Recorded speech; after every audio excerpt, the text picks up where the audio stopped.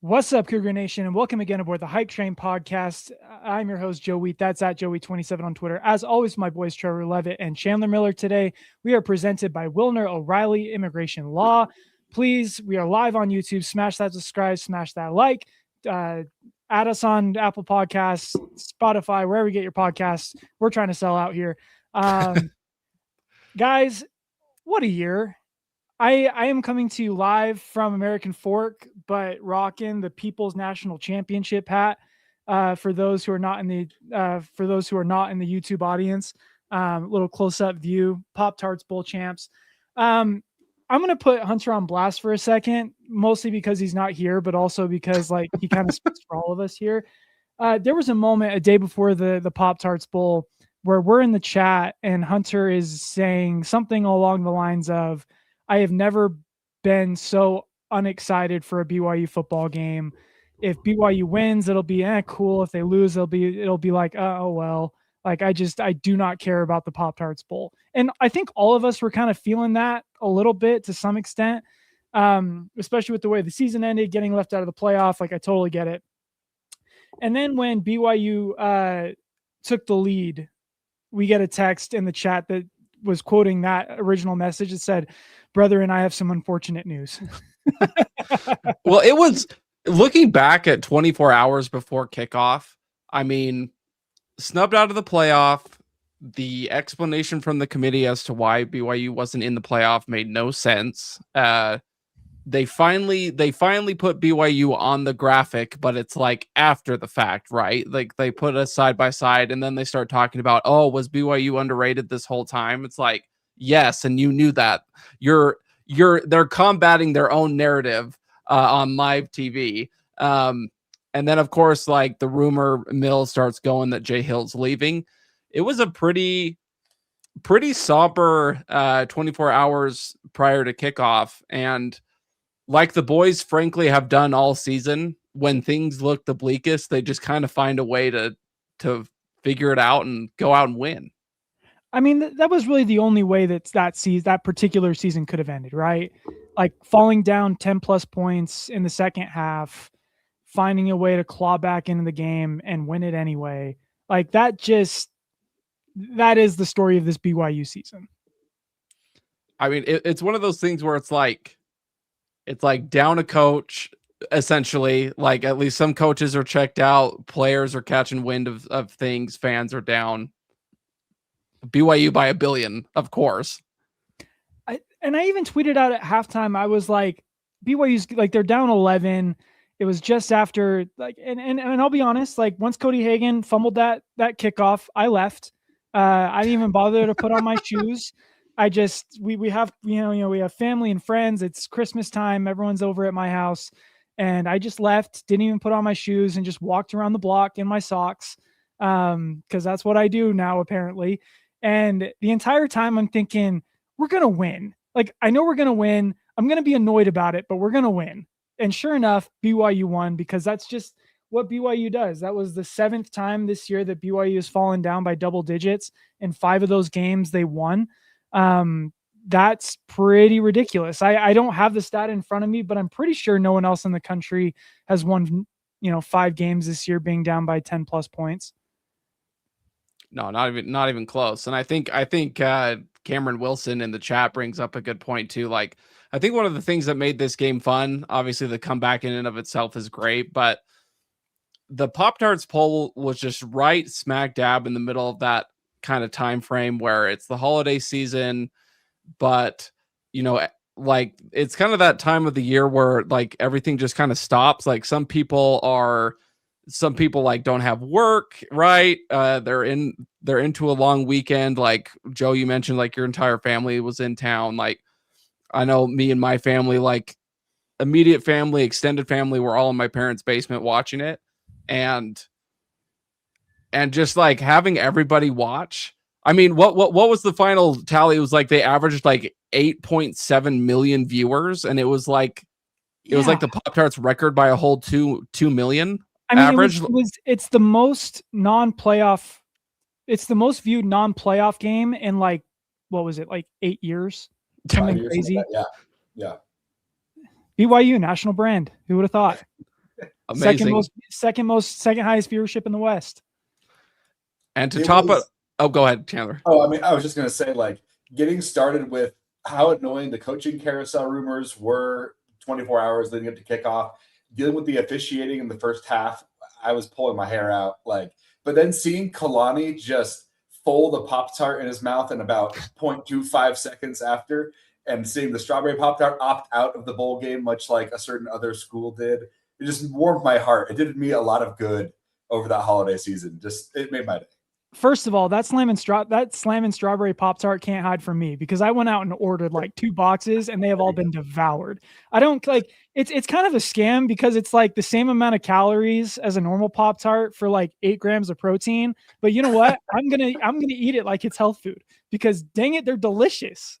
And they taste even better after a win. I went and got my wife at Walmart. I found like a Pop-Tart rice bag, like a heating pad. They were selling those at Walmart, so naturally I got one of those. We are Pop-Tarts out from head to toe. The 8 grams of protein with the same amount of calories, that's how you build that dad bod physique. Yeah, Joe's prepping the right way. But here's the thing.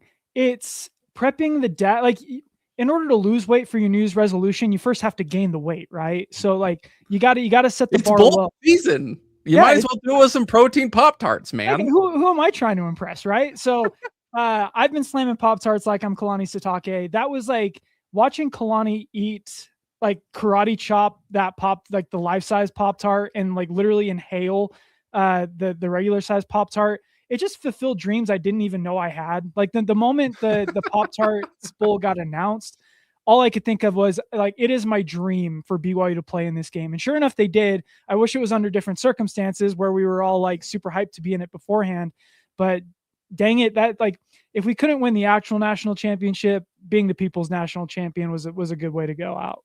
One of my favorite moments from that, I wouldn't even say it's from the game. It was actually just prior to kickoff, and shout out to my cousin for being an MVP at halftime for this story as well. But Sam, we were no, yeah, he committed to Kentucky in the middle of the halftime and then called us. I don't know, that was weird. But we're driving, so it's me and my wife and our now 4 kids. That's weird to say. In the car, and we were driving to my parents, and my 2 oldest, Ridley and Willow, this was the year that they finally started like sitting and like watching the football games, and they've really gotten into basketball, which is exciting. But one of the things that I kind of have to sell them on is they're a big fan of Cosmo, because who isn't, right? But this game, I was like, you guys, Cosmo's gonna be there, but there's also gonna be a bunch of like Pop-Tart mascots running around as well, and they do all sorts of funny stuff. And then at the end, like, they go into this big toaster, and then they eat these giant Pop-Tarts. And I will never forget, for as long as I live, there was about a 5-second silence, and Ridley goes, "Dad, what's a Pop-Tart?" Oh no. And I'm like, me and Taylor look at each other. I'm like, oh my gosh, we've never given them a Pop-Tart before.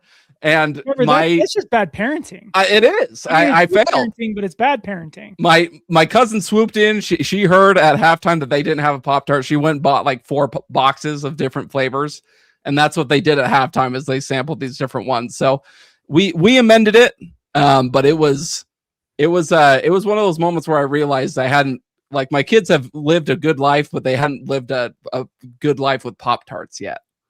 And no matter how awkward that conversation was, it could not have been more, to Cameron's point, could not have been more awkward than that post-game. Well, there were a lot of awkward moments, like the post-game press conference where they're waiting for the toaster to work and it's just refusing to. And the poor announcer's looking at Kalani like, "So what's your favorite Pop-Tart?" Big gulps, huh? Yeah. And then at the beginning of the game, hearing, was it Booger McFarland who said, yeah, the player to watch in this game is LJ Martin. He was reported out like 3 days before. Then you go to like the main broadcast, and the play-by-play guy, who I actually love, like I love his calls, but he goes, BYU's most important player, Jack Kelly. And they show Jack Kelly in street clothes on the sidelines. And he goes, "Who will not be playing today." And Chase Roberts, who is a great leader in everything that you want, like, is just a lot of bad moments for what was otherwise a fantastic broadcast. But man, super, a lot of memories were made during that game. Maybe we should actually talk about the game besides just the pageantry, because the pageantry is great and Pop-Tarts Bowl is everything that's great about college football. But we can all agree that BYU should have won that game by like 20 points, right? And I think a team with LJ Martin wins by that much. But I pointed this out, but like, if BYU has LJ Martin, but only inside the 5-yard line, how many points do they win by? Tack on 14 more. At least. I mean, at least probably 17 more, because you had what, 3 drives inside the 5 that netted 3 points. That it's what made the game so frustrating is that entire time. Again, it was a microcosm of BYU season where I'm watching them, and all I can think is, man, BYU is so much better than this team that they're playing, but the scoreboard doesn't show it. And like the narrative online on Twitter is, wow, BYU is so fraudulent because they're down 10 points to Georgia Tech. And it's like the entire time I'm thinking, look, I know that BYU is the better team. BYU knows they're the better team. I'm pretty sure Georgia Tech knows that BYU is the better team in this game, but they're just not finishing drives. And the moment that they started finishing drives, like, the game was never really in question after that. But man, that was the best in terms of moving the football. That was the best I've seen BYU's offense look all season. And a lot of those guys are coming back next year, and that leaves a lot to be excited about.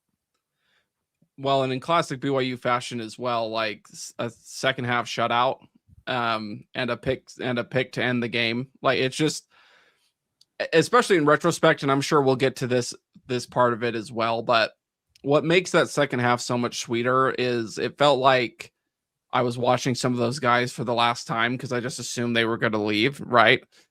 And just to know that they all got fired up and they pitched that shutout, and then immediately after, like, Trey and Keanu Tanavasa are like saying, like, no, actually we're staying.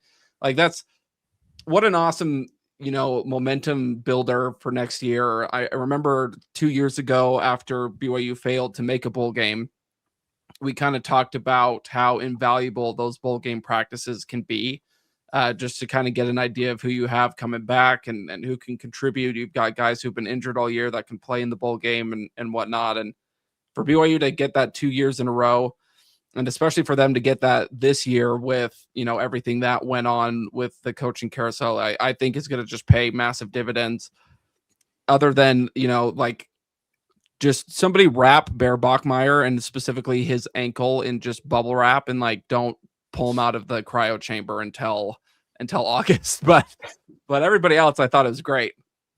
Well, that's what I thought was so impressive about the offense too, is like, BYU is without their real superpowers, right? Like, they gained, my favorite stat is available yards. They gained like 80% of the available yards. Their season high was Portland State at 82%. Like, every time BYU got the ball, they drove it all the way down the field. And that was without a quarterback who has, his legs, which is his superpower, without LJ Martin. And Georgia Tech could do nothing to really stop it, except for BYU kind of stopping themselves inside the 5.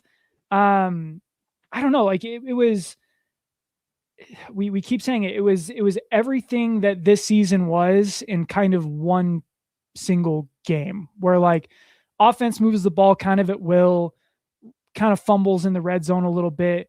Defense gives up way too many yards, but finds a way to buckle down, especially in the second half, in the red zone. Finishes the game on an interception, and everyone, like, you're the entire game, you're thinking, oh my gosh, I want to leave this earth. Oh, nice, we won. Like, that really is kind of everything that I've come to expect from this particular BYU team.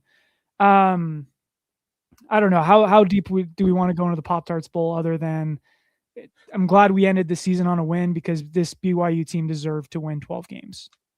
The one other thing I'll add is just how impressive Bear was throughout that. It feels like it's just about every game, like, outside of one ill-advised throw in the red zone, and without, like you mentioned, his superpower, being able to run, he was pretty one-dimensional and was really only passing the ball downfield. But he played lights out, even with kind of a bum ankle. And when we had to have it on the 2-point conversion, runs right through the face of a Georgia Tech linebacker and takes him 2 yards into the end zone on a gotta have it play. Like, you can't ask for more than that. And I'm so pumped for next year. Well, like, it's hard to overstate how good he was. And that turned out to be like a pretty consequential play, right? Like BYU wins by 3. They don't get that 2-point conversion. Georgia Tech's already in field goal range. Like, they didn't win by 3. They won by 4 or whatever. But like, Bear doesn't. If Bear doesn't get that 2-point conversion, Georgia Tech has a chance to win that game with a field goal there. He's a superstar, man. Like, this kid. If we're all excited about Rider Lyons, if Rider Lyons turns out to be like the first year that Rider Lyons starts, if he turns out to be like 75% of what Bear has been this year, it will have been a success. Like, dare I say this is like the 4th or 5th best true freshman season ever by a quarterback. Like, only ones I can think of that would be better are Jalen Hurts and Trevor Lawrence and maybe Jake Fromm. But other than that, like, 3,000 yards as a true freshman, and passing isn't even what he does best. That's pretty incredible. It's kind of wild to consider that his brother had a similar start at Boise. Like, I think Hank Bachmeier started off like 9-0 at Boise State. Like, but by comparison, like, Bear's been better. That's what I'm saying. But it's like, it's incredible that the two of them are like a combined like 17-1 in their first 18 starts or whatever. But Bear, I think, Bear has the bragging rights at this point. He's been otherworldly. And I got crucified kind of at the beginning of the year for saying that it was Casey Lundquist's original take, but I tweeted it that people are upset that Bear was being compared to Tim Tebow. Just wait until I compare him to Cam. It was Bear Bachmeier is Tim Tebow with a better arm, but I say that Bear Bachmeier is Cam Rising with any arm at all. And that kind of turned out to be true. Like, Bear Bachmeier out produced Cam Rising's best season as a true freshman. Like, in terms of wins, in terms of yards, in terms of touchdowns, like, man, Bear was everything that we possibly could have expected. I think we all expected him to come in and kind of replicate what Jake Retzloff did last year. He was better. And I don't know if any of us really expected that. It's been amazing. So in the aftermath, like, we lose Jay Hill to Michigan, one last middle finger from Kyle Whittingham. And dare I say how satisfying it's been for Utah fans to learn that we've been right all along about Kyle Whittingham, and for Arizona State fans to also learn that we've been right about the Levitts all along. Not you, Trevor, but you know what I mean. It's okay. Let it fly. Let it fly. It's a safe area. It's been so therapeutic. Like, after the Utah game, I said I don't like Kyle Whittingham as like a person, and I had to apologize for that. About 75% of the reason I don't like Utah had to do with Kyle Whittingham, man. And it's so satisfying for them to learn that all Kyle really cares about is Kyle. He does not care at all about the Utah logo. It's all about Kyle and what Kyle can do for Kyle. And we saw that in how he's kind of treating Utah in the aftermath of all this. Jay Hill leaves. I think it's obviously a big loss. And we'll talk about that in a second. Losing Gennaro Guilford to Michigan is arguably a bigger loss, in my opinion. So let's attack this from the roster's standpoint. Everyone stayed. And that is pretty remarkable. Like, as soon as Jay Hill left, I think all of us figured that Faletau Satswala would like follow closely behind. He was the first one of all the players to announce that he's coming back as soon as the portal opened. Like in reality, what did we lose?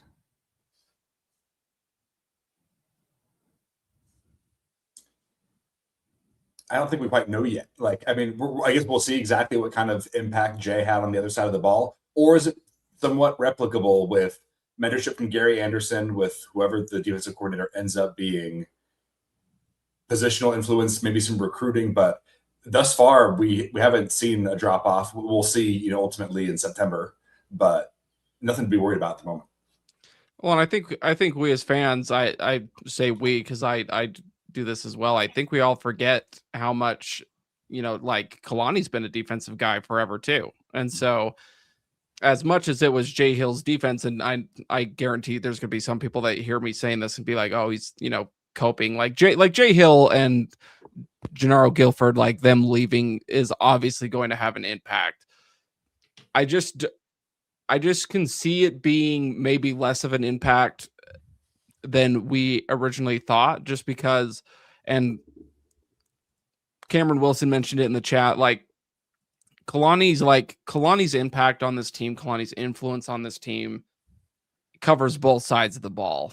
And he did everything he could to keep Jay Hill here.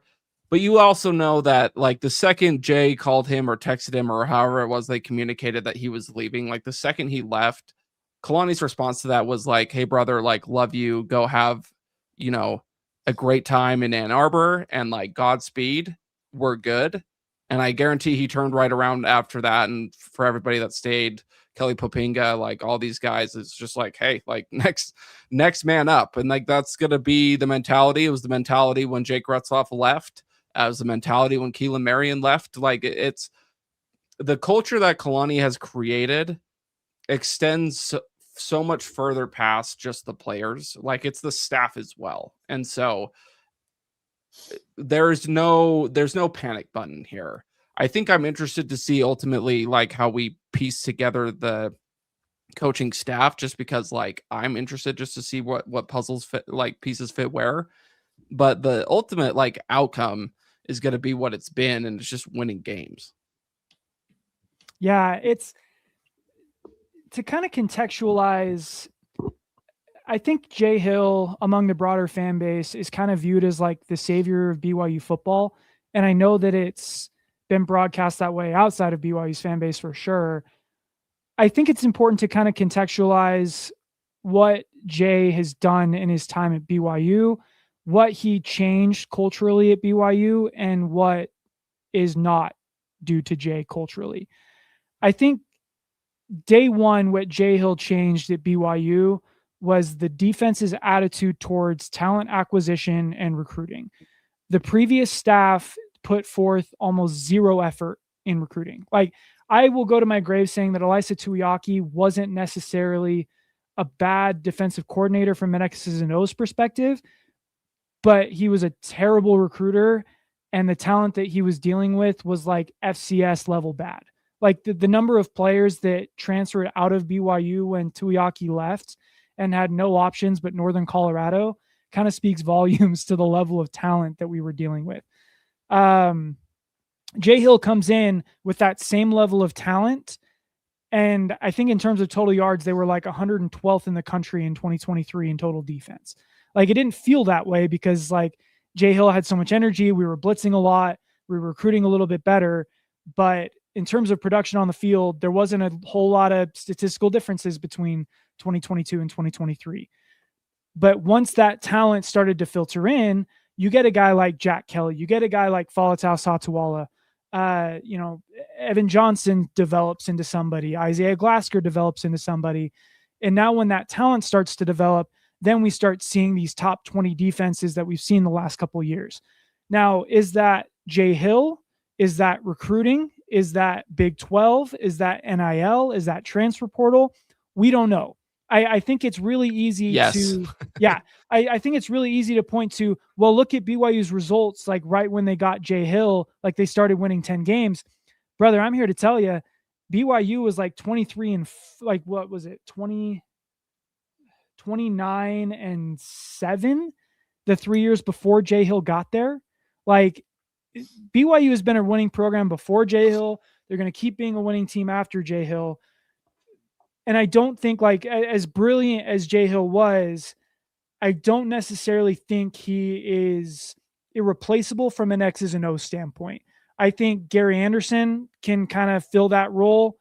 I think there's coaches on BYU staff schematically that can match what BYU's done production-wise. The question is can the recruiting keep up? And I think that's where we're going to miss Jay Hill the most, is he was such a stellar recruiter that being said, we didn't really lose anybody on defense. So who were they actually committed to? Was it Jay Hill or was it Kalani? And I think what we're finding is with the players sticking around with BYU through the bad times and the good, this is Kalani's success. This is Kalani's culture. And ultimately, I think BYU made the right choice in stepping up and paying Kalani rather than letting him walk and letting Jay Hill take the reins as the head coach.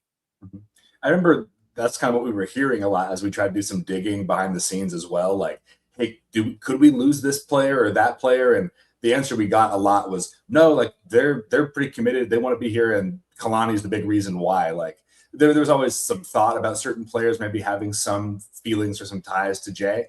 But ultimately, it really was like, hey, Kalani is a player's coach. He's built this. They're here for him. And we're seeing that play out in real time. Despite offers from other schools, guys are staying. Well, and like shout out to the guys that are here. Not only are they wanting to stay, but it's just so obvious that they love it here. Shout out Trey. One of the things that was asked of him after like the bowl game and with Jay Hill leaving was, would you consider following Jay Hill to Michigan? And his answer was no. I committed to BYU. I didn't commit to Jay Hill. It's a culture of growth and maturity to be able to look around and understand that the grass is not only not always greener in other pastures, but that the grass is very green in Provo right now.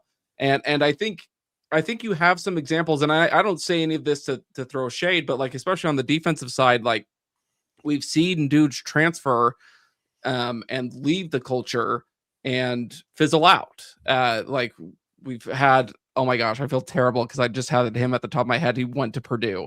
Like he left. He didn't get a ton of reps. He's back in the Wakely. Thank you for a name.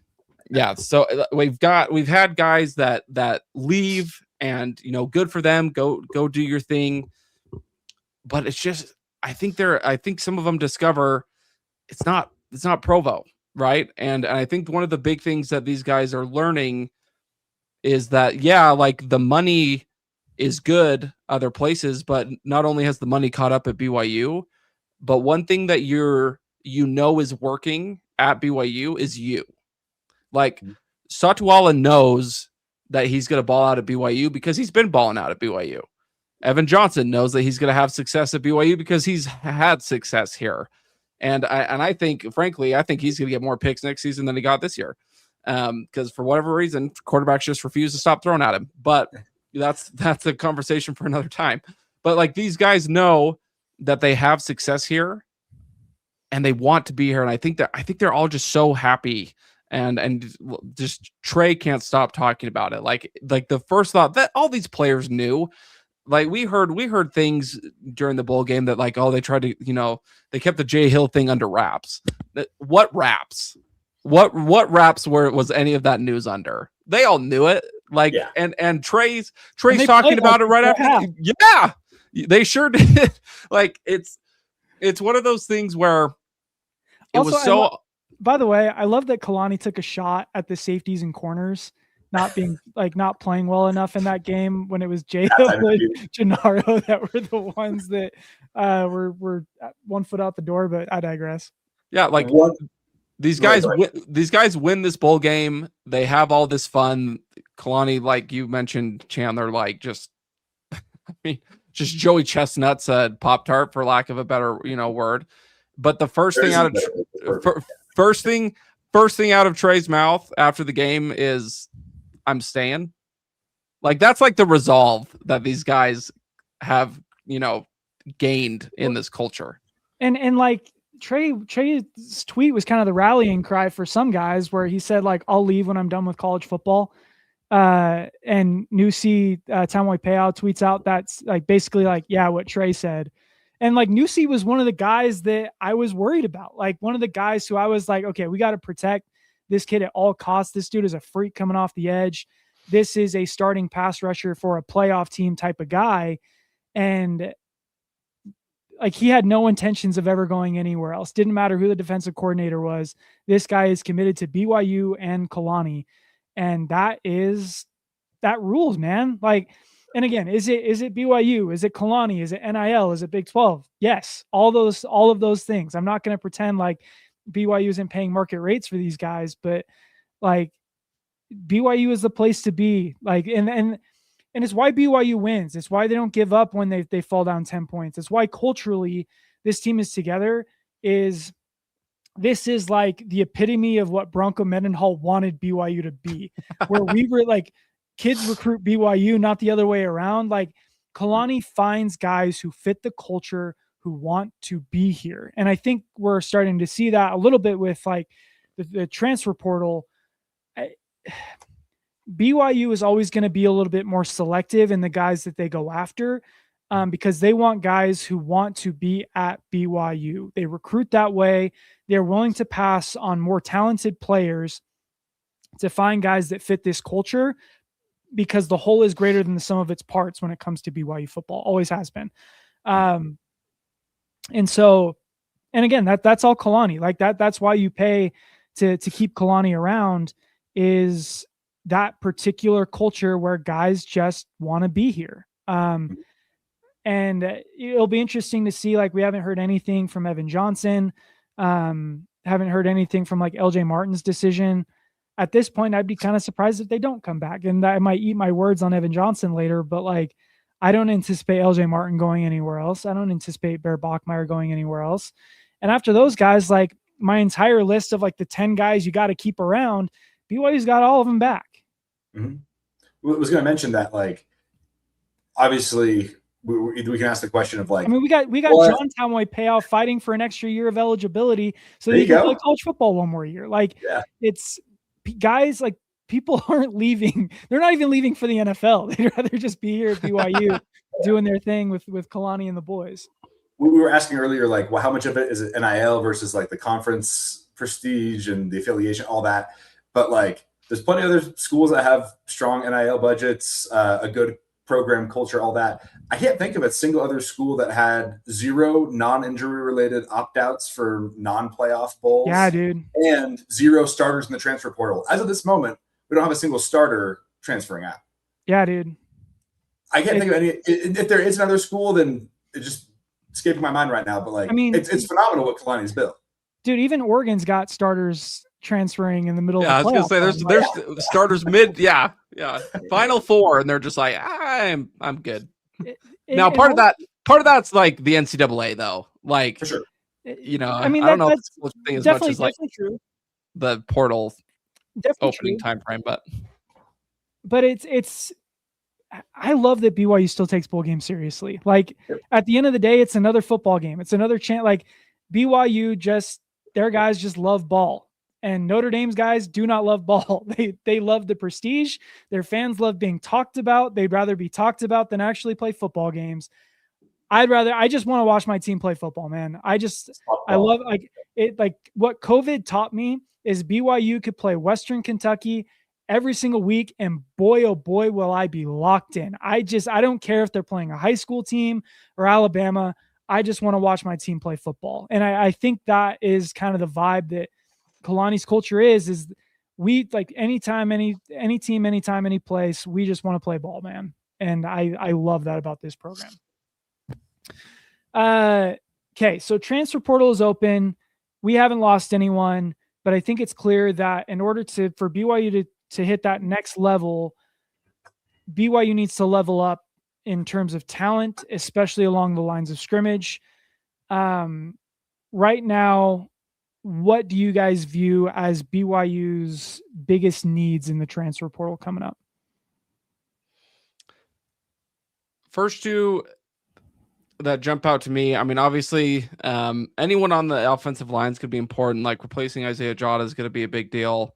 For me right now, and I say this with no disrespect to anybody that's currently on the roster as a running back or a receiver, but I would like for LJ, especially like Siona Moa's had some injury issues. I would like to see us get like a RB2, RB3 that can come in and kind of take some carries, not necessarily away from LJ and Moa, should he, be able to get right and get healthy, but take just a couple of rushes off of Bear. Like, I know that Bear is a talented runner, and he's physical, and it has a iconic play from the Holy War that's going to just last and echo through eons of time. But man, at the end of the year, when that ankle gave out, this offense just looked different.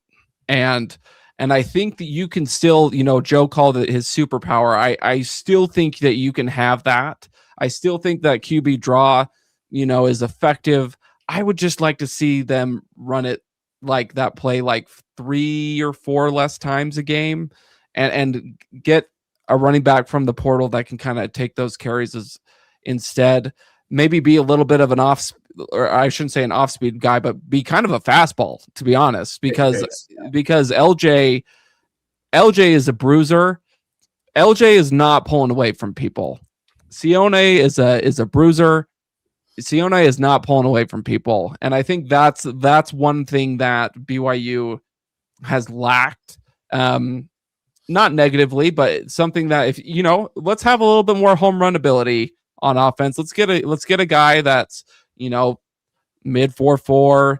If you can get a 4.3 guy, great. But get somebody that can take the top off of the defense in the run game, and then find yourself a replacement for Chase Roberts. I think that Cody Hagan could be great. I think that Parker Kingston is already great.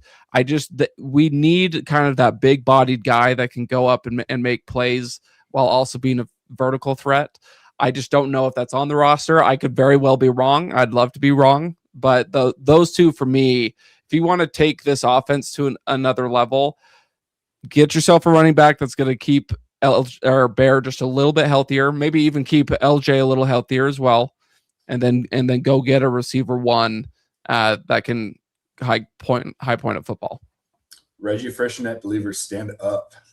Now, I'm excited to see what the rest of the room can do. Like, we don't know what Tay Nakua can do quite yet, but yeah, I'm with you there. I definitely think we gotta go out and find another kind of dominant alpha wide receiver one type of guy. Running back depth, of course, would be huge, and we saw when LJ was hobbled, or even when he's not hobbled, but the amount of things we had to have him do to win in Cincinnati, like an otherworldly performance, gutting it out was required, and we shouldn't hope for that in the future. The other one that comes to mind is slot corner. I think having a slot defender that we can rely on would do a lot for this defense. It didn't seem to matter as much who we threw in that slot this season. There was a lot of struggles from a variety of guys, and so finding somebody who can really lock down that area, especially with really good boundary corners in Evan Johnson and Trey, that kind of being a weak link was noticeable throughout the year. Smith Snowden, come on down. You beat me to it, dude. I was right there. I have no idea if BYU is going to get Smith Snowden. BYU is probably in his top 5. I would love to get Smith Snowden. Nothing would make me happier than to have Smith Snowden finally come home and be at BYU where he always should have been. I'm with you guys. Like, position number 1 for me is BYU needs to find a unreal pass rusher. Like, they need to find a David Bailey, and they might already have that with Nusi Tamwe-Pao on the roster. Again, kid was a true freshman this year. He only played like 70 snaps, but generated hurries on like 45% of his pass rush attempts, which is like kind of insane. Like, he can grow into that guy. I really like that BYU is being linked to linebackers like Cade Uluave out of Cal, Leone Lefau from Texas. BYU's crystal ball in for him. Those are P4 starting guys that can come in right away and bolster that depth at linebacker and really shore up where BYU has struggled the most, and that was against the run this year. Really like that BYU is connected to those guys. Got to find another tight end to kind of replace Carson Ryan. I think Walker Lyons is the obvious fit for that job. Slot corner, you guys mentioned Smith Snowden would obviously make a ton of sense there if BYU can land his services. Cam Calhoun could be fun. Yeah, that would be awesome as well. My biggest concern is at offensive line. Like the reason BYU could not compete with Texas Tech this year was because they just did not have guys on the offensive line that could win those one-on-one matchups. And unfortunately, I don't know that you're going to find those guys in the transfer portal. Typically, if you have an unbelievable, left tackle, he's already kind of on the roster. Like if a left tackle is transferring, generally it's because something went wrong in their career. But BYU is in talks with a guy like Junior Sia from Utah State, guys like Paki Finau from Washington, guys that I think what's kind of been, I've talked about it with a few people, that it's been a little frustrating that BYU hasn't, like Texas Tech is out here just the number one pass rusher, the number one linebacker, the number one safety, the number one, quarterback in the portal are all going to Texas Tech. And that's incredibly frustrating for me because I want BYU to be that. We already talked about it, that BYU is probably not going to be that. I think when we talked a couple weeks ago about the resources improvements, does that mean BYU is going to just pay more for the guys they've always gotten? It appears right now the answer is yes. We'll see if that's a good thing or a bad thing. The good thing is the guys that BYU has always gotten are all 4-star transfer prospects. So there are a lot of talented players that fit BYU's culture in the transfer portal. I'm really interested to see who's kind of off the beaten path that BYU is going to get. Like who is that Darius Lassiter type that BYU had no prior connections to, or Keelan Marion that just, finds their way to BYU. But right now it's just a bunch of guys BYU is being linked to that they've been linked to for years now. And that's not a bad thing. I think there's a lot of dudes in the portal that can step in and make a real impact at BYU on day one. BYU's recruiting, especially with the transfer portal coming into existence, is like a physical representation of what unsuccessful tracting looks like at times. You might have knocked a neighbor, like we've all done it, right? Like you knock a neighborhood, no one wants to talk to you, but the few people that gave you a minute or whatever, you left them with a good impression. And then 2 years down the road, a different set of missionaries come knocking, and all of a sudden they're letting them in the door like that. Like some of these guys that are transferring to BYU now that they have the resources, they have the NIL, and on top of that, they're winning and playing good football. It's just funny. Casey Lindquist, he points it out all the time. He's like, oh yeah, this guy's in the portal. BYU talked to him in high school. That's kind of the thing that he points out in every single one of these, guys who's entering into the portal, and lo and behold, they end up coming back. The guys that you mentioned, Joe Cristobal, Walker Lyons, they were all over him when, out of high school, and he chose USC, and now he's out again, and it looks like he's coming to BYU. It's just one of those things where, because the recruiting changed a couple years ago with Jay Hill, we've placed those kind of seeds of thought into these players, and now they're all coming back in mass, feels like. This is just how our brains work. Trevor put a spiritual analogy out there of what tracting. I was thinking of the Squidward meme looking out of the window at SpongeBob and Patrick having a great time, and Kade Uluave from South Jordan, his head coach just gets fired at Cal, and he's like, man, BYU just went to the Big 12 championship game, and they're eating Pop-Tarts. That looks fun. I want to be there. And so, yeah, I think we were saying, like we've mentioned previously in several episodes, the importance of keeping the relationship going and having success, planting the seed, like you mentioned initially in recruiting. And we've reaped that benefit plenty with Puka, with Kingsley, with many before, and it's going to keep happening. And I think the most important piece of this is that sometimes the best transfers you get are already on your roster. The most important players are the ones that are already there. BYU isn't going to find a safety in the portal better than Falatas Atwala. Count that as a portal win. They're probably not going to find an edge rusher as good as Nusi Taumoi-Peau. He's coming back. That's a huge win for BYU.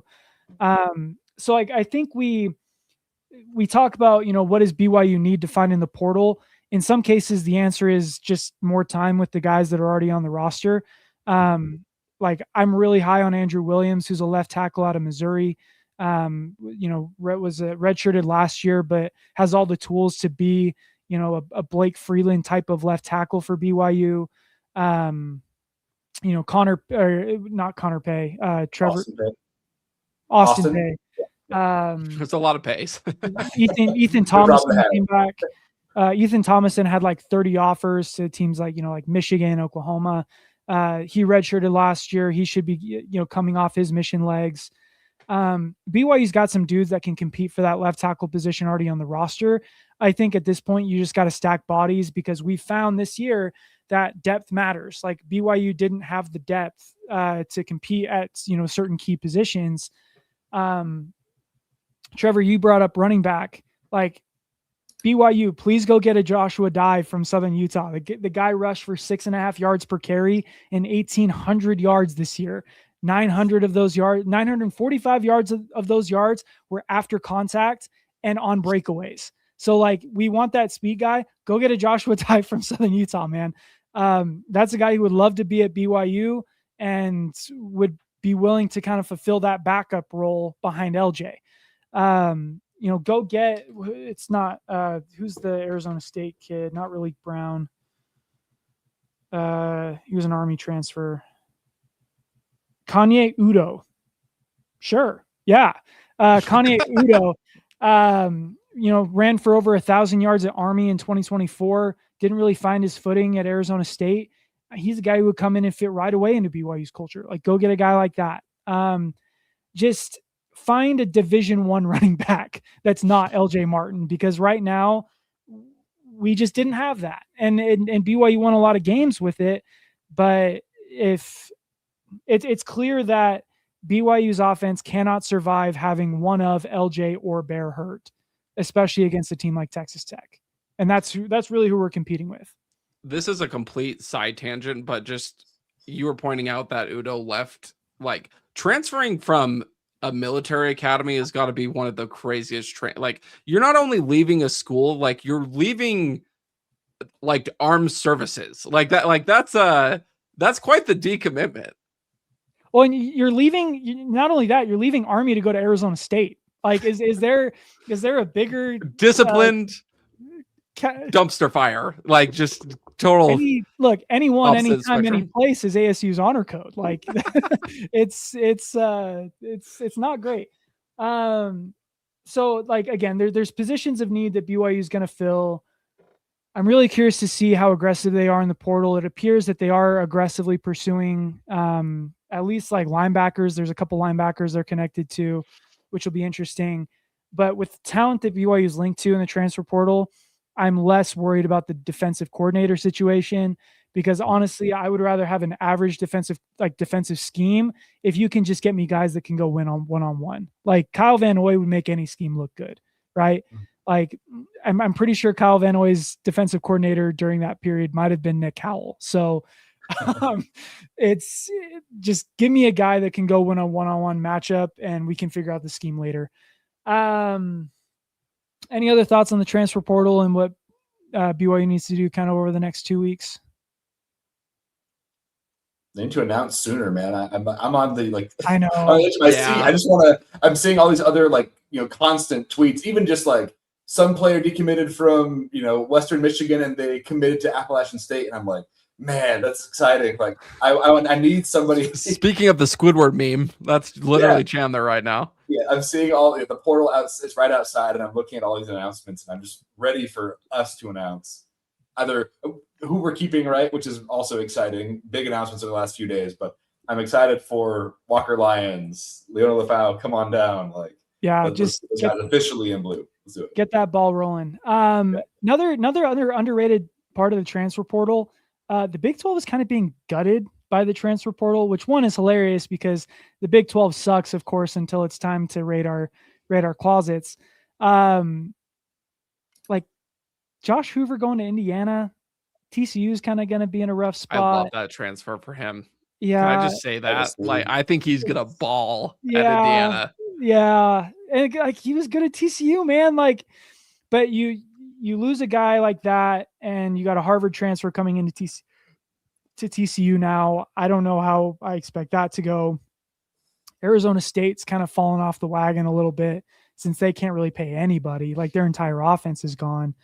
You got guys like, Utah, no offensive coordinator. They just hired Broncos leftovers for the second time.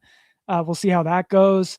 Like the best teams in the Big 12, Iowa State. What a situation we got going on at Iowa State. Man, those poor guys. I am really intrigued to see what the Big 12 is going to be this year, because BYU might compete for a Big 12 championship again next year just by virtue of continuity. Like just by the fact that our best guys are sticking around, where everyone else in the Big 12 is, who knows what they're doing with their rosters, other than Oklahoma State, who's just decided we're going to bring in North Texas.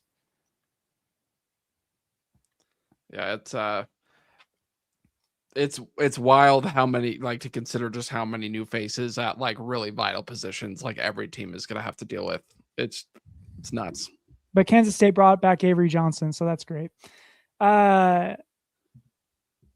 Speaking of the transfer portal, need help with immigration? Wilner O'Reilly has 26 years of experience and a former immigration officer and a reputation you can trust. They serve professional athletes, entertainers, Fortune 500 companies, and families, and treat every case with the same level of care. They speak 10 languages, including Spanish, and consultations are free, exclusively for Hype Train listeners. No strings attached. Go to WilnerO'Reilly.com and mention the Hype Train to connect with the team that gets results. That was my best tie into Wilner O'Reilly. I was going to say, you're getting really, really good at this. That was really good. Okay. Hypey Awards.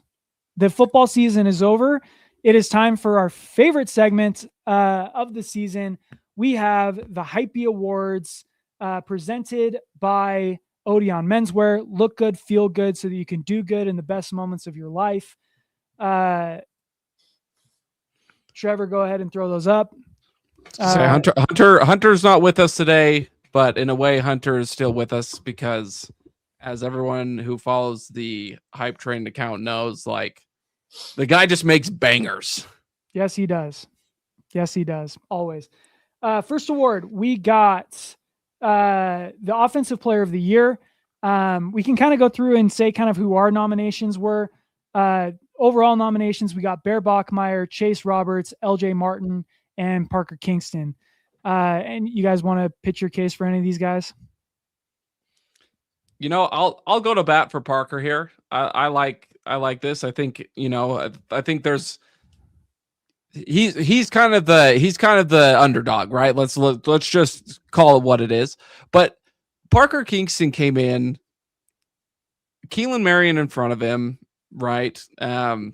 Chase Roberts in front of both of them, and Keelan Marion left. And man, you want to talk about a guy that just next man up, like, and by the end of the season, due to injuries to Chase Roberts, like, was BYU's the leading receiver and just an incredible special teams guy. I mean, the dude is we talked about home run ability from the running back position. I mean, this kid's a grand slam.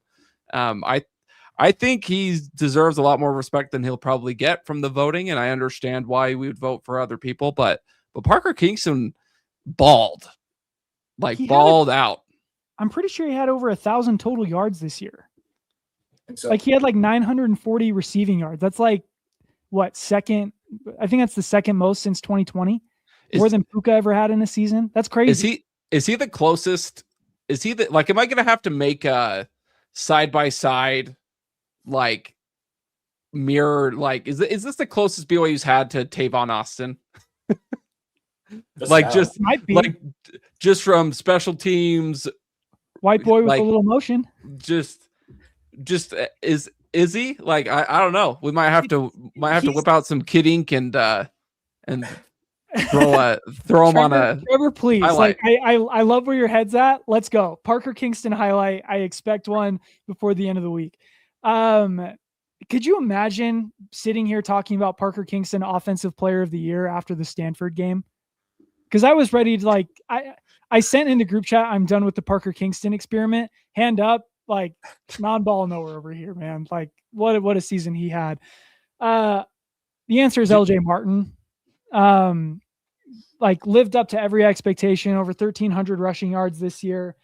Unfortunately, Bear Bachmeier stole a lot of his fantasy points, but still ended up with 12 rushing touchdowns on the season. And that's with Bear Bachmeier having 11 touchdowns on the season, rushing the ball. 5.5 yards per carry. Pretty sure he was over like 3.5 yards after contact, which is unbelievable. And honestly, like we saw what the offense looked like with him and without him, or at least what the run game looked like. Like, of all the players that BYU can bring back next year, besides Bear, like LJ is kind of number one on my list. I was going to say Parker was actually my nominee, but Trevor went in and just decided to hype up my nominee. So I appreciate it, Trevor. But yeah, I think the answer is probably LJ, but we'll see what the voters decide. Next award, we got Defensive Player of the Year. Nominees are Tanner Wall, Evan Johnson, Faletau Satawala, and Jack Kelly. Again, you can vote on all these. We'll be sending out a Google link to vote on all these awards. Man, what a list! Like we this defense, we expected them to be one of the greatest defensives of all time at BYU. They probably lived up to that. I don't know if they were the best of all time, but man, like when BYU needed this defense to make plays, they made those plays. And the guy I feel like that made more of those winning plays than anyone else was Tanner Wall.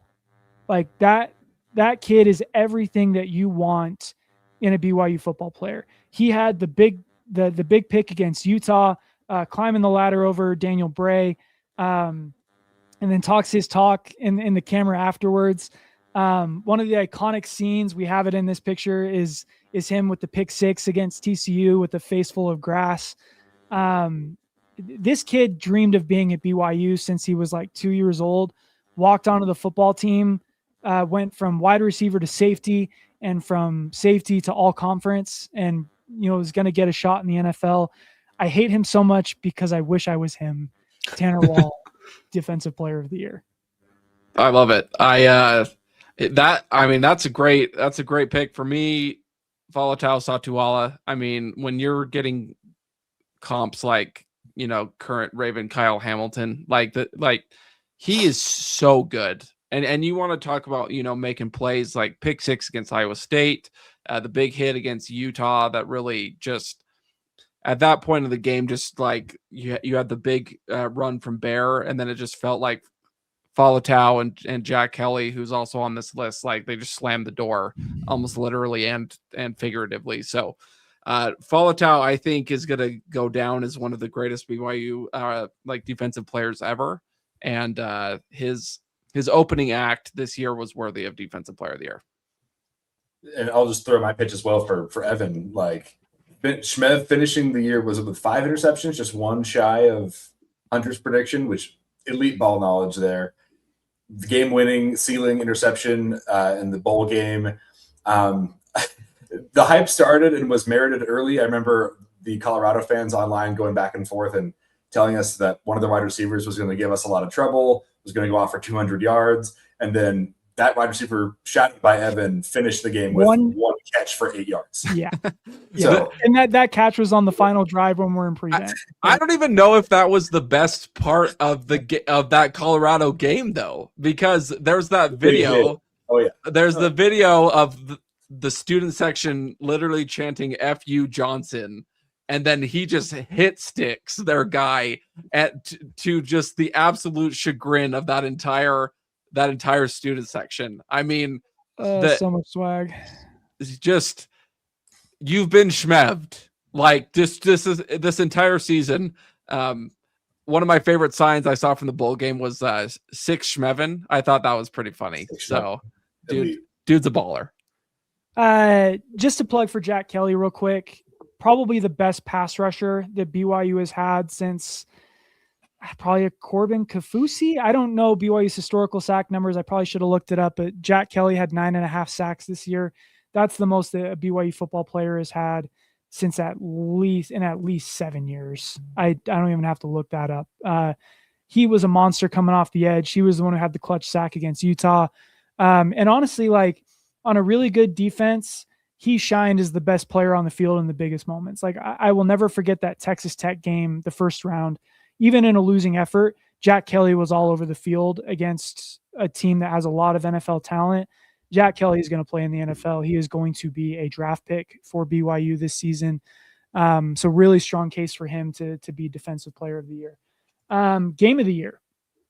Our nominees are BYU Iowa State, BYU TCU, BYU Arizona, and BYU Utah. I kind of regret my pick. I picked BYU TCU just because beginning to end, it felt so satisfying to go B2A on a TCU football team, because BYU's never been able to do that in my lifetime. And TCU is really good this year, man. They beat a 9-win USC team in the Alamo Bowl without a quarterback. That TCU team was talented, and BYU made them look like they didn't belong on the same field. So that's my pick. I think the Pop-Tarts Bowl could have gotten an honorable mention there, but at the end of the day, I just love watching my Cougs, kick butt. I threw mine in for BYU versus Iowa State, as I thought that was like the highest variance game there in the season. Playing on the road, obviously, the really tough stretch of the season, starting off feeling terrible, being down by, was it 14, 17? And then clawing our way back, some incredible defensive plays to open it up and suddenly really flip the script in a matter of 15, 20 minutes of game time. Satawala with the kind of the most memorable play with that pick six, where he just rips it from the tight end's hands and runs it back, gives him the Jordan shrug, and the entire stadium just seemed dumbfounded. Like, incredible game. That's one of the more memorable ones. It feels like a footnote compared to the Holy War. And that's just kind of, it's the reality with an award like this. It's hard to not give Game of the Year to a win over Utah in dramatic fashion. But yeah, that was my nomination. You beat a Utah team that goes on to win 11 games and was very much in the playoff picture for the better part of the year. And I think the best part of that game was the fact that, and we've already mentioned it a couple times in this show specifically, but a lot of young guys making plays in that Holy War, which is, always a good sign going into future seasons. Obviously, I'll throw in there as well, like Arizona is quietly BYU's probably second best win of the year. And they had to do it down 10 in the fourth quarter. Joe talked about it after that game specifically, but the way BYU was playing, they had to play perfectly on offense and defense in order to even force overtime. They did it, and then they went on to win it. Of course, game being sealed with Evan Johnson in coverage, because of course he was. But yeah, I mean, from a year where BYU wins 12 games, like this may be the best, and I would say probably most difficult vote. This one is the one I expect to be probably the most competitive as far as voting goes. That was a heck of a year, man. All right, newcomer of the year, we got Keanu Tanavasa, Bear Bachmeier, Nusi Tamoy-Peau, and Carson Ryan. Obvious choice here, I guess, is like it's Bear Bachmeier because he was a true freshman, like obviously a newcomer, but it didn't feel like it. I think of newcomers in terms of transfer, so I put Carson Ryan just because his impact, like he brought back the tight end position at BYU. Really went to show that, like, yes, BYU does want to use tight ends. They just need to have a tight end that's good enough to be used. And Carson Ryan was that, man. And more than anything, seeing how he bought into BYU's culture, like that guy wishes he had another year of eligibility. And at the very least, that guy wishes he was at BYU since the beginning. It was a long and winding road to get him to BYU, but man, Carson Ryan is going to go down as one of my favorite Cougars ever. Just because he's nasty, great blocker, and he has a great mustache, which I wish I had. And he probably hates Utah as much as we do. Golly. He's like Hunter, man. Like, you can never know hating Utah as much as someone who went to Utah, right?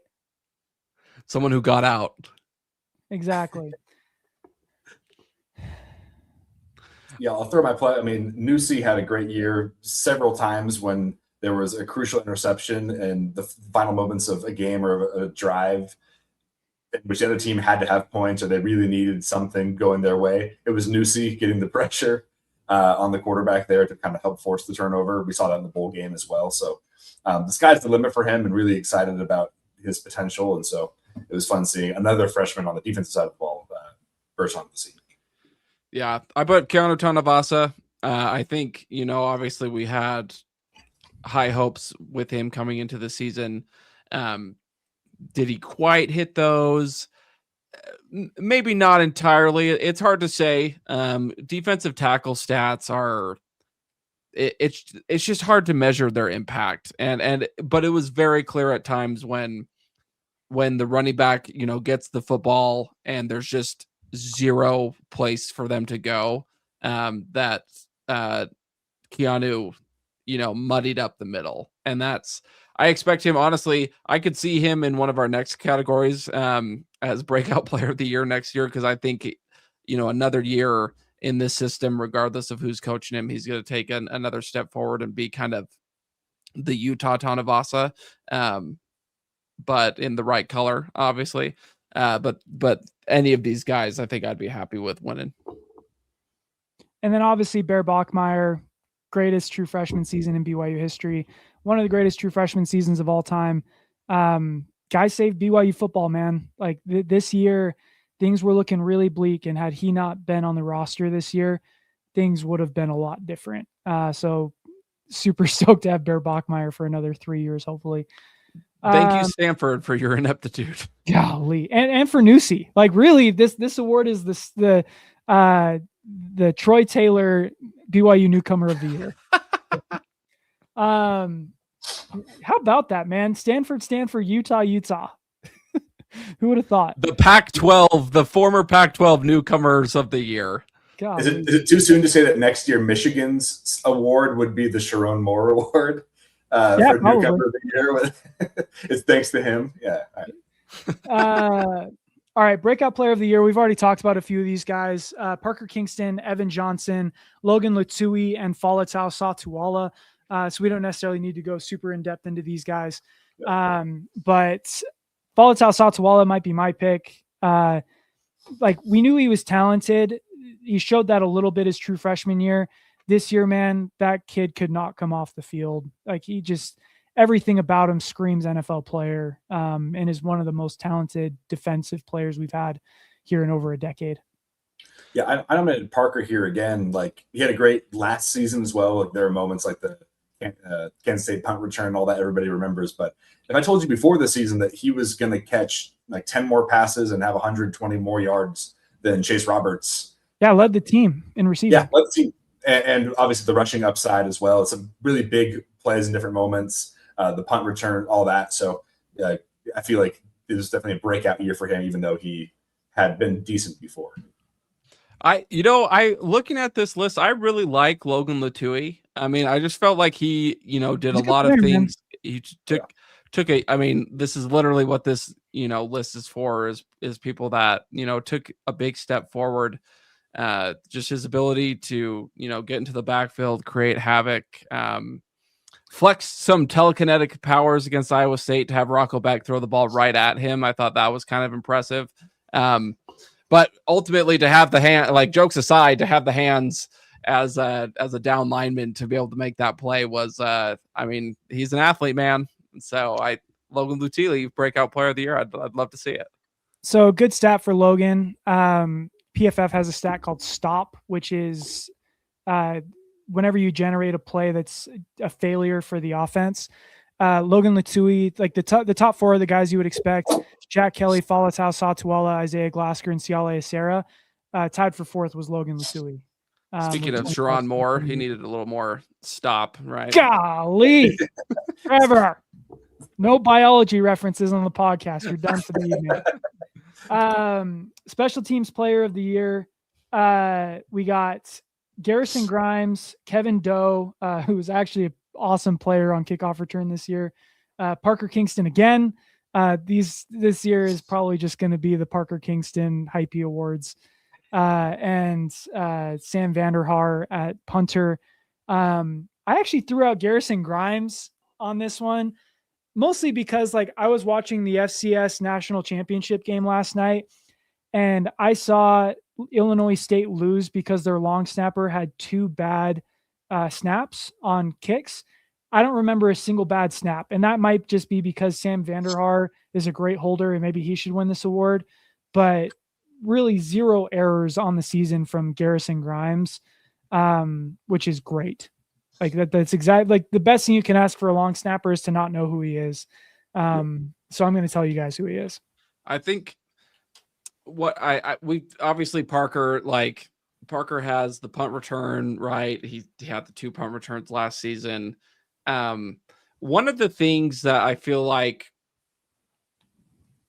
he has that would earn him special teams player of the year is there's been a lot of talk with whether it's Cody Hagan dropping that kickoff in the bowl game, or Joe, you mentioned Stanford, and even against Portland State, like the fumble issues that Parker had, like just the talks of like, why don't we always just fair catch it or just take it to the 25 or, whatever the case may be. And like, while those rough moments may seem to validate some of those arguments, to be a special teams player, you got to just have that like next rep attitude. Like sometimes there's things aren't going to happen. Like the blocks aren't going to set up the way that they need to. You're going to get blown up. You're gonna call off a punt on a fair catch that you should have returned. You're gonna get hit on one that you should have fair caught. If you're Tiger Bachmeier, you're gonna catch a ball 10 yards out of bounds. But like the point is you have to be ready and believe mentally that you're gonna hit a home run every time. And Parker's got it. Like Parker has never seen a punt he didn't like. And he's going to make teams pay again next season because he's got that mentality, despite what everybody else is saying. And the other part of that is he's clutch, man. Like the punt return for a touchdown against UCF obviously was huge. But I don't know if BYU wins that game without his return against Arizona. Yeah.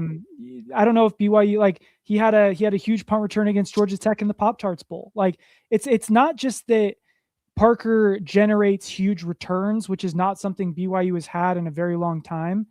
It's that in the biggest moments, if you kick to Parker Kingston, BYU is going to get the ball in really good field position. Like if you don't cover that kick well, Parker Kingston's going to make you pay in the open field. And it's, again, white boy with a little motion, man. Like it's, I can't remember the last time BYU had a punt returner like that. It's like JD Falslev on steroids.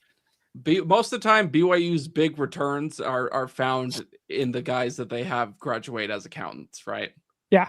Hobbs Nyberg. Just catch the ball. Like big returns during tax season, not necessarily football season. That's good. All right, let's go guest of the year. We only had 3 guests of the year. My answer is all of them are guest of the year, but that's a cowardly answer. We got Jackson Payne, we got Hema Hamuli, and we got Casey Lundquist. Casey's my guy. Love this guy. He's my editor at Cougs on SI. By far the most intelligent person we've had on this podcast, present company included. The guy is just really good with numbers and uses them to tell a story. So love Casey. He was on the cutting edge of the Bear Bachmeier situation from the start, and he keeps us sane with water in the desert during spring ball by posting every highlight that he possibly can. I mean, I'll go to bat for our boy Jackson. I mean, he's been Jackson when he's on the show. You just know that you're going to get references, just all sorts of just wild references. Like he pulls out like the RM in tweets, right? Like just all sorts of just off the cuff, off the wall, right field type references. But when it's time to talk ball, like the kid throws down. I mean, he's an AP voter for basketball this season. You want to talk about like credentialed, like the guy's got it, right? And so love having him on, love the energy that he brings, love having him in the group chat. Like he's more than a guest, right? Like he's a friend of the program, a friend to a lot of us. But yeah, Jackson guest of the year would be back to back. I know he's been gunning for it. Probably also the smart volume play. Like if I was a betting man at the start of the year, I'd probably put my money on Jackson being on the podcast, like, 3 or 4 times. Like definitely helps his odds. Hema was a great guest as well, and that was a fun episode. But yeah, Jackson, the man who sold us on Tanner Wall, and will never be forgotten. Moment of the year. We got the Super Y from Chase Roberts, which will live in BYU lore forever. Bear on the Loose. We got the Falatau Satswala pick 6. And my personal choice is LJ Martin's performance against Cincinnati. I'm going to go to bat for LJ here. Like, that was a game that BYU had to have to make the Big 12 title game. And Bear just did not have it that night. And boy, did LJ. Like, over 200 yards rushing, including a breakaway. I think his success rate in the second half of that game was something crazy, like 80% on rush plays. Like, that guy is the reason that BYU made the Big 12 title game, and that was his signature performance as a BYU Cougar. I want so bad to just talk about that there's a bear on the loose in Provo, but I'm just staring at this Super Y from Chase Roberts, and like, you want to talk about a movement. Like Chase hit the women's soccer team doing it, man. That's what I'm saying. Like they do it in the locker room. Like, ever since that game, like the cut, it always ends with a Super Y. And frankly, I think it should be incorporated in the fight song. Like, I think it should be go and then Cougars. Like, everybody Super Y's it up. Like, frankly, like I think it needs to be immortalized. And so. Does that in a sense make it not a moment anymore? It's just a legend. It's not a moment in time. It's just all encompassing BYU lore now. But it's not a moment. It's a movement. Yeah, I love that. Boy, lots of white boys with motion in this podcast. But that's the Super Y. The Super Y is it, man. It's hard because they're both such good plays. Like I vividly remember Chase like taking one step, throw his hand up like Randy Moss, like, I got this guy, and then just mossing him, immediate throwing it up. Like, it's such a good start to that game. Just all the confidence of like Bear threw a dot, our dominant receiver went up and got it. Like, felt great. But it's hard to go against the elite call on such an elite play, like a bear on the loose. There's a bear on the loose in Provo. Bachmeier is in. Touchdown. Chill. And he was out like the 5-yard line at the moment. Like that's gonna go down with like plenty of time, all kinds of time, shuffling, all kinds of time. Now that he comes, he rolls to the right, lets it go, throws it across the field, and he finds his guy. Touchdown. Johnny Harleen all the way across the field. Like, that's going to go down in history, right? I'm just kind of imagining Joe as a teenager, much like how the missionaries are like, you have to memorize the first vision. Like, Joe is memorizing the, like, finds this guy. You have no idea. I am sitting in my dream was to be a sports broadcaster, okay? Unfortunately, I have the voice of a 12-year-old boy. That's why I sung tenor in the choir and never made it into the broadcast booth. But man, I was sitting in my aunt's basement quoting that Johnny Harleen, and I even combined the two, okay? Like, that was 2 different calls that I had to combine together there. But like, I've been quoting famous BYU calls for my entire life. I was born for this moment.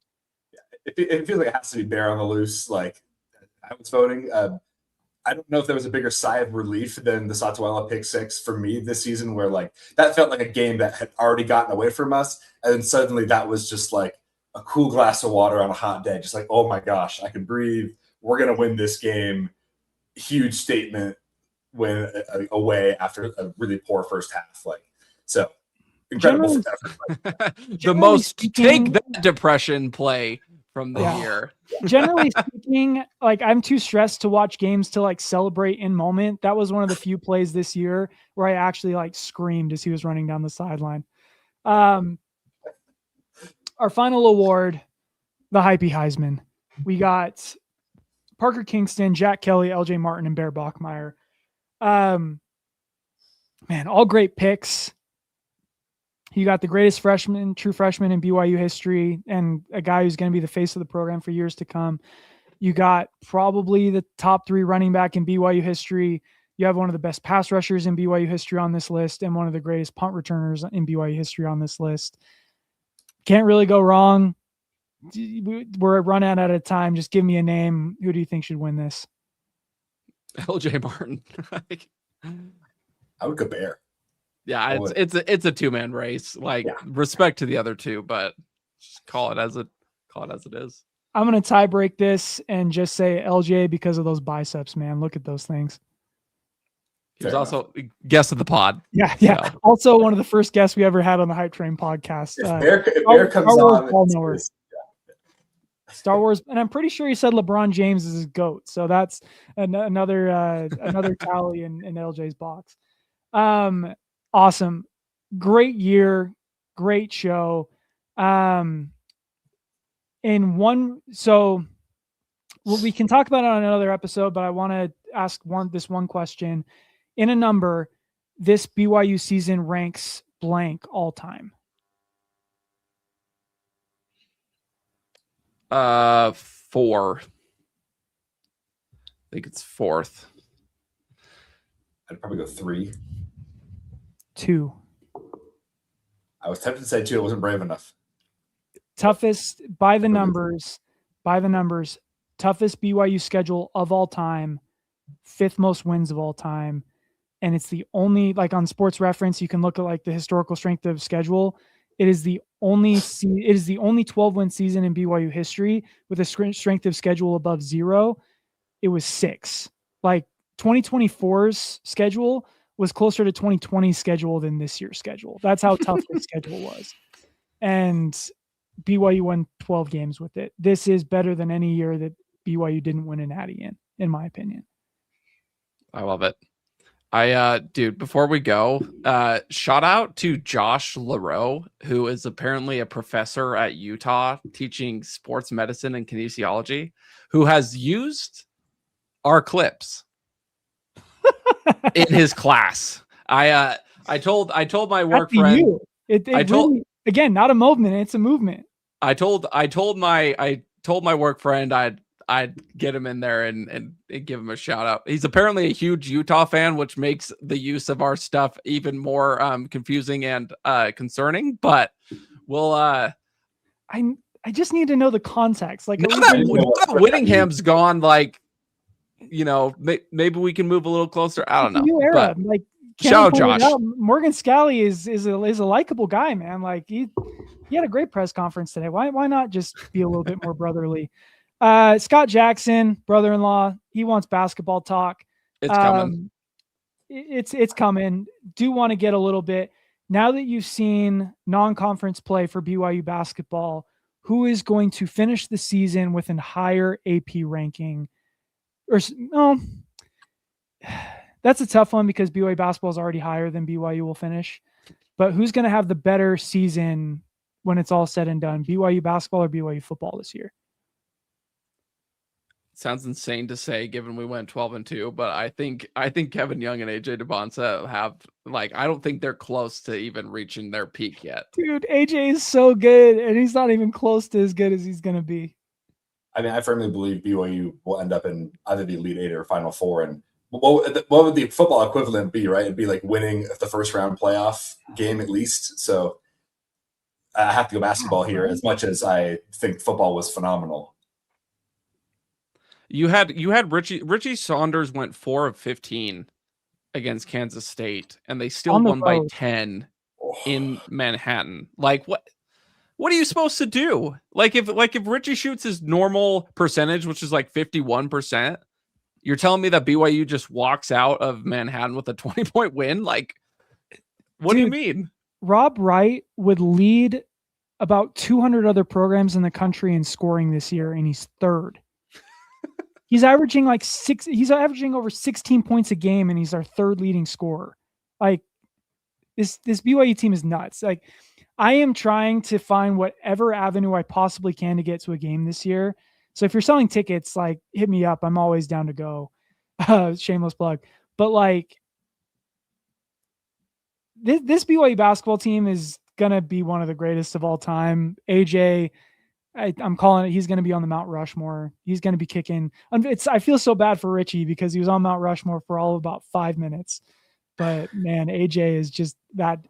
The last time we had a player score 25 points a game in a month, like OptaStats is coming out with just like it's just an AJ Debonsa page at this point because he's doing stuff that's never been done in the history of Division I, and he just does it. Like he gets out of bed and he's scoring 18 points. Like that's the floor. Well, and the best part too is his dad Ace is just sitting in the stands. Like they're interviewing him after the game and they're like, yeah, like AJ had a 30-point triple-double. And he's like, well, yeah, but he missed 3 free throws. Like they're just not satisfied in that family. And that's what makes him so great. So BYU is 4-1 in quad 1 games. They didn't have their first quad 1 win last year until like January 20th. And they already have 4 right now. And Kevin Young's like, oh, we should have scheduled more. It's January 6th, and BYU's probably a lock for the tournament because they're 6-1 in quad 1 and 2 games this year. That's crazy. Who was it that said that they were still ripping BYU for like a week non-conference schedule as if like it was ESPN. Seth Davis. Following their spectacular bowl game coverage, they said, yeah, BYU has a really weak non-conference schedule. It's like, do y'all Google is free? Like, yeah. I do not get it. Like, and they're all comfortable quad 1 wins too. Like Kansas is the worst win we have, and it's like 65th among those quad wins. But like, let's see, Clemson is top 30, I think. Miami's top 40. Wisconsin's hopefully in there somewhere. I don't know, man. This is what a squad. TCU just smoked Kansas tonight. So like, I mean, every game in the Big 12. The Big 12 is nasty. Like this is the easiest stretch that BYU is going to have this year, and it's like 2 quad 1 games and 2 quad 2 games.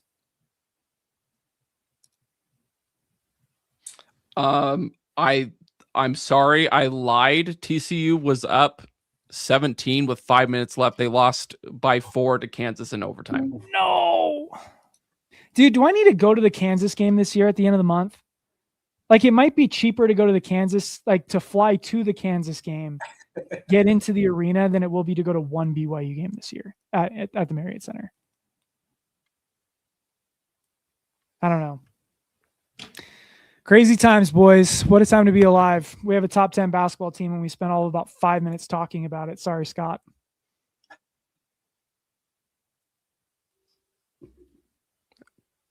Cougs by a billion. Go Cougs, baby. Go Cougs.